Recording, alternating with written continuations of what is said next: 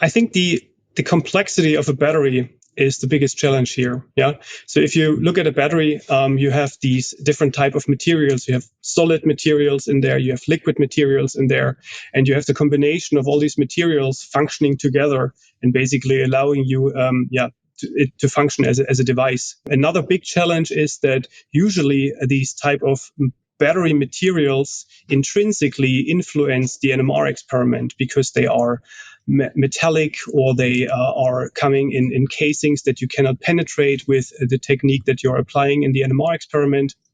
And so you can have a lot of, let's say, interferences between the actual electrochemical experiment, which is the one that is taking place inside the battery, and the NMR experiment that helps you to actually gain insights into the structures and the dynamics of the ions and the other pieces that are moving inside a battery device. Actually, most of these challenges were then already tackled by myself and, of course, the team around Claire and the people I worked with during my postdoc stay, where we did a lot of improvements on the, let's say, feasibility, on the way to assemble the type of materials in different type of cells and containers, and to make these batteries work inside the probe, and then to get the probe into the magnet and actually measure different types of NMR experiments. Yeah?